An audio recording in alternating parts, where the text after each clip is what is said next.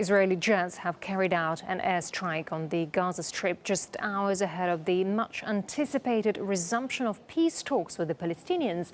Negotiations have been in deadlock since 2010, and with Israel recently announcing plans for more than 2,000 new settlement homes in the West Bank and East Jerusalem, the already fragile-looking talks are under ever greater pressure. RT's Paul Aslia has the details.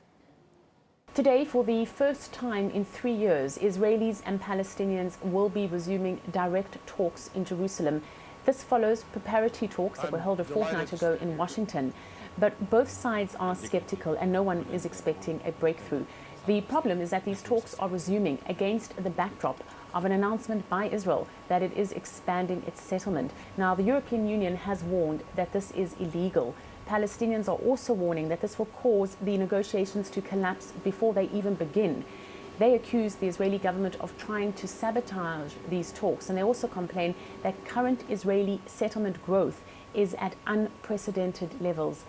Israel has rejected this criticism. It says that every peace initiative so far has proposed that the settlements affected become part of Israeli territory. The Israeli Prime Minister, Benjamin Netanyahu, has officially said that he wants these talks to succeed. But the problem is that both his government and the Israeli public are split over them. Earlier, 26 of 104 Palestinian prisoners that Israel is releasing as a confidence measure to bolster these talks were set free. Now, they were all convicted by Israel of carrying out attacks against Israelis before the Oslo Accords of 1993. The Israeli government said that this was a difficult but necessary step, but there have been demonstrations in Israel by both right-wing protesters and also friends and family of Israelis who were killed in attacks carried out by at least some of these prisoners. You should know that the majority of the citizens of Israel, 84.9%, are against this deal. Many people here in Israel feel disappointed and angry with our Prime Minister and government. We feel betrayed because we trusted them. As for the Palestinians themselves, Hamas, which is the leadership in Gaza, is not part of these negotiations and refuses to be. Now, the Palestinian president, Mahmoud Abbas, as he comes to these talks, is definitely not talking with a united Palestinian voice, as is neither the Israeli Prime Minister. Paul Aslia, RT, Tel Aviv. Meanwhile, the Hamas movement has slammed the talks, saying Israel is not committed to any dialogue.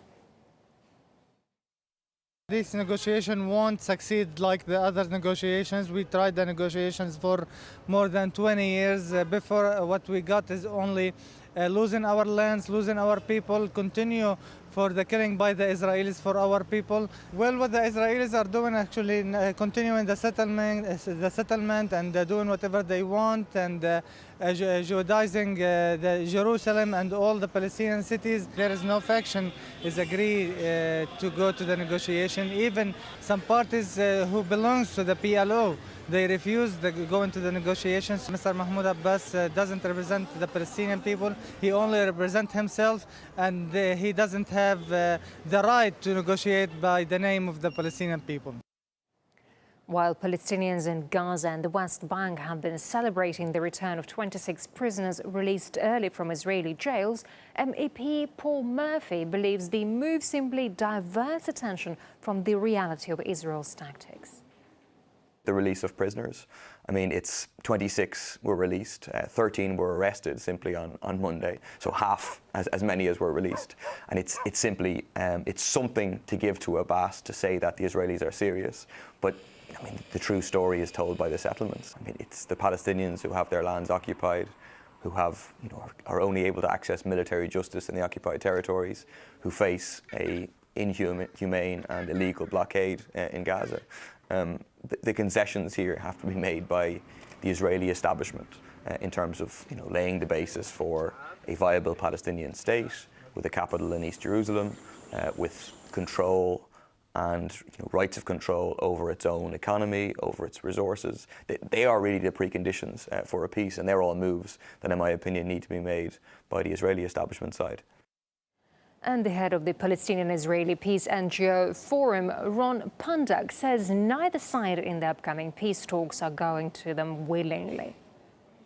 The two sides were coming or are coming to these negotiations not by a sheer will and wish, but by the pressure of the Americans. The ability to come today into a final status agreement between the current Israeli government led by Benjamin Netanyahu and the Palestinian side led by Mahmoud Abbas is impossible, mainly because we have a Palestinian partner for final status negotiations, but we don't have a real Israeli partner currently. And now comes the question whether the Americans will try to pursue and push what John Kerry was talking about, 6 to 9 months or 9 months of negotiations towards final status.